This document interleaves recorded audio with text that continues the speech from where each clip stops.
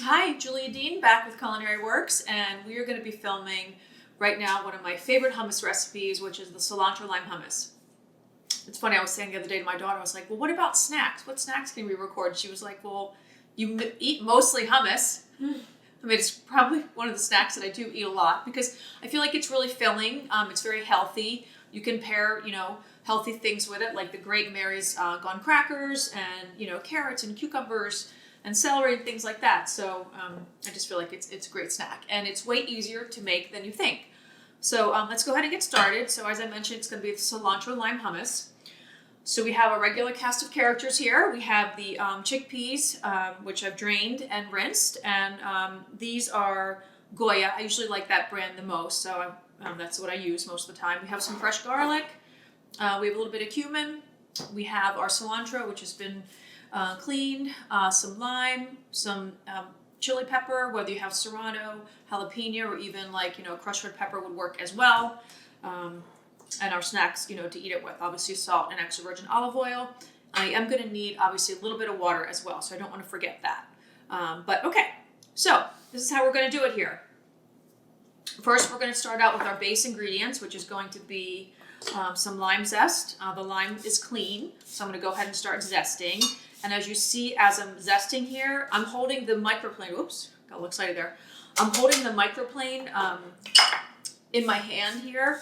And I'm not doing it this way, okay? Because I feel like when you do it this way, you keep looking up to make sure that you're still on the green, right? Because you only want the green. You don't want the white, because the white part is a little more bitter, okay? So you want to kind of avoid that anytime you're zesting fruit, right? And you also really want to make sure that you've cleaned your fruit, right? You want to make sure that your lemons and your limes and your oranges are clean because if they're not organic, then, a lot of times they spray, some type of, like petroleum wax on them, and nobody really wants to eat any type of petroleum wax, right? So that's not good. So we're going to keep going here. I'm almost done this lime. It smells so good, and it smells so fresh. It's like immediately you feel like, oh my God, this is healthy because it's just a nice and fresh kind of sense. Really yummy here. Okay, so that looks pretty good. So I got most of the zest there. All right, so that's good. Whew, it's like so strong. It's crazy. Okay, so some pepper here, some jalapeno pepper. Like I said, you could do serrano too. So I'm just going to have to kind of test the heat level here. So I'm going to kind of rub my finger here and see what it's like. I mean, sometimes you'll get some chili peppers and they're not spicy, so that really didn't have a lot of heat to it. So I'm going to make sure I go definitely closer towards the kind of center here where, not too much. So, I mean, it's luck of the draw. I mean, it is what it is. So, we could always throw a little bit of crushed red pepper on there. We'll see. So we'll start with these here. I'm going to save a little bit of zest just for garnish at the end. So I'm going to put that over here. Yeah, okay. And we've got our cilantro here. So, like I always say with herbs, use more than you think. Like a lot of herbs, always make such a big difference in flavor. So I'm just going to give that a little bit of a rough chop just so that it's kind of works in the food processor a little better. All right, so these things are going to go in. I have my blade in here. Scoop all this stuff in here. All right, get that all in there, the zest. One more time, make sure I got everything. And honestly, so that was 2 cans of garbanzo beans that I'm using. 1 pretty large lime that I zested there, and a good handful of fresh cilantro. Don't, get so hung up. I always tell people this. Get so hung up on amounts, right? Just cook and then adjust. All right, so I'm going to grab a big clove of garlic here, 1 nice big clove of garlic. If the garlic was smaller, figure 1 garlic clove per can, but since this clove is pretty big, we're just going to go with 1. All right, so 1 big clove right in. Okay, now I want to blend this stuff up first because I feel like if I was to blend this with the beans and the tahini sauce, it would not blend very well, so we want to get our base well blended.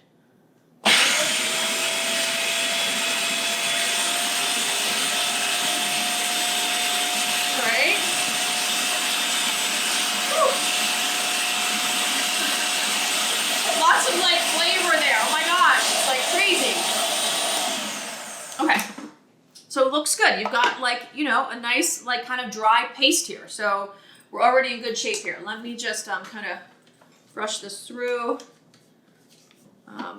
You know, we are, again, the garlic is going to be raw in this. And don't forget, like, there's like raw garlic is really good for you. So don't ever be afraid to use raw garlic. I mean, and like be generous with it because it's very healthy. Okay, so let's see. So we're going to add our tahini. So we have 2 cans, like I said, of garbanzo beans. So we definitely need a fair amount of tahini. I'm kind of running a little bit low. I wish I had a little bit more tahini. I'm going to scrape that down. But it's okay. It is what it is. And, you know, that's what happens sometimes. You don't always have the exact amount that you want. And so you just go with it.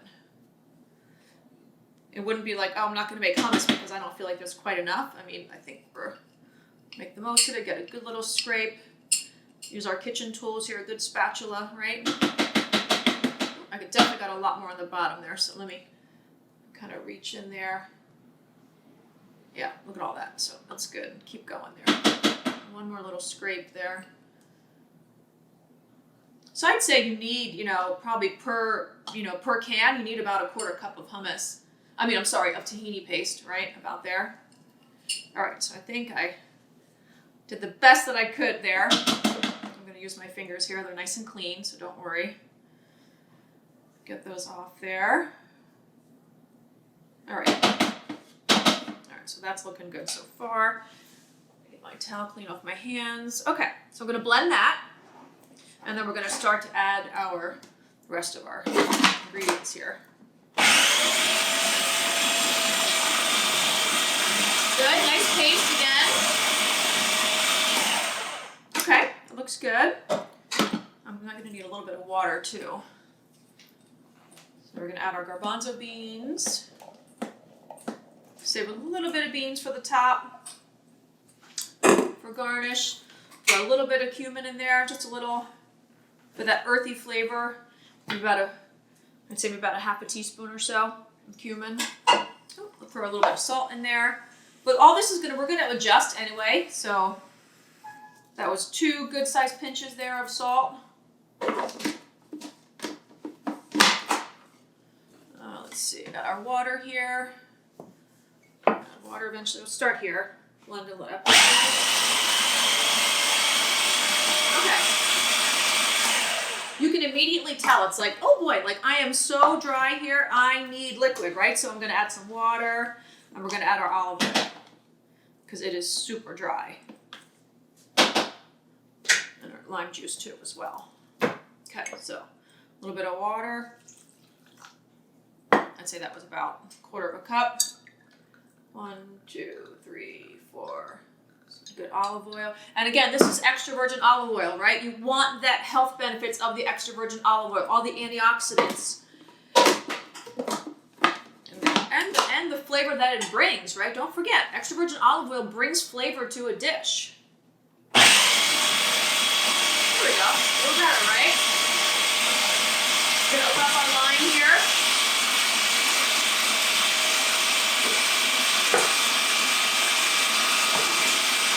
Press.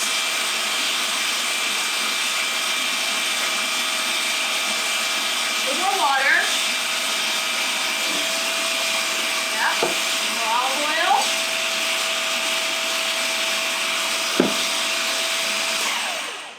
It's kind of like taking a leap of faith. Like you have to just kind of use your senses in a way. It's like, okay, it still looks pretty thick, so you know what?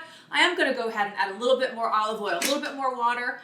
And now for like the really good flavor booster, the lime juice, because the lime juice is just delicious and it adds that really awesome freshness, right? It's going to bring to the dish here. Give it a good squeeze. Remember these kitchen tools, these presses are awesome. Like those are wonderful.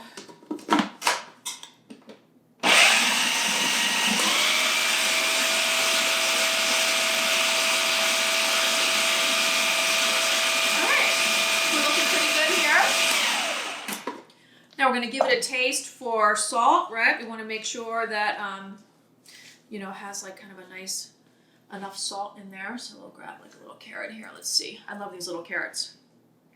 The really thick ones I don't like as much. I don't know why.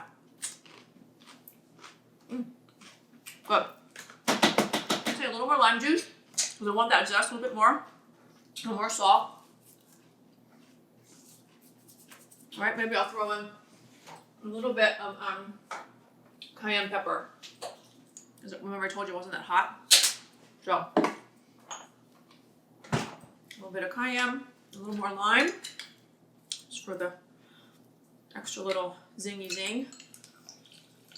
I want to save some for the top, because the garnish is really important too.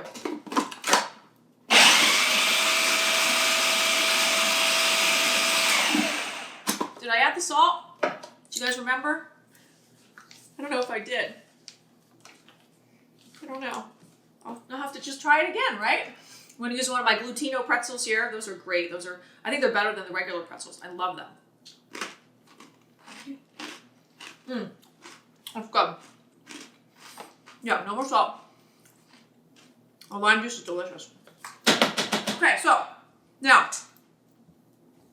I'm going to plate this up for you guys. So what we're going to do here, I know it's a little bit messy, so we're going to come back in 1 second and we're going to get this all plated up for you guys. Okay, so we're ready to plate up the hummus. I just took it out of the food processor and put it into this little bowl here. Now, kind of this plated situation here obviously is if like, you know, you're going to be setting it out for, you know, company or just, you know, before dinner or something. But if it's just casual, obviously when you're at home just hanging out, I mean, you can obviously just put the hummus right into your, you know, glass container to, you know, be snacking on.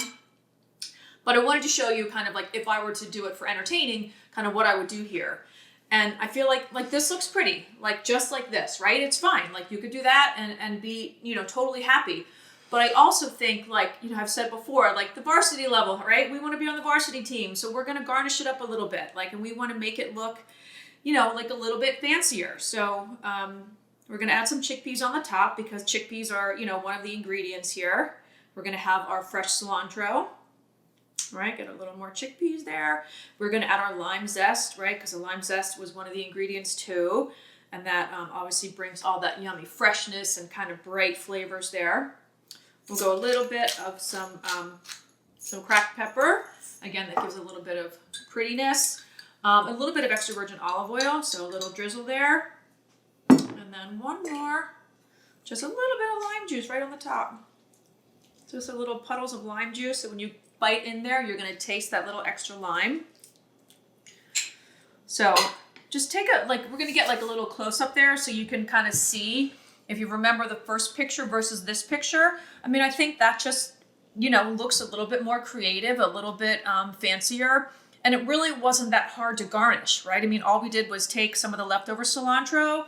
We took, you know, some lime juice, you know, we took some of the lime zest and some of the leftover, you know, garbanzo beans that we just didn't blend in. And I mean, I think that's, you know, pretty as a picture. So again, you know, don't hesitate to make the cilantro lime hummus at home or any really kind of hummus at home because it's so easy and much healthier as well.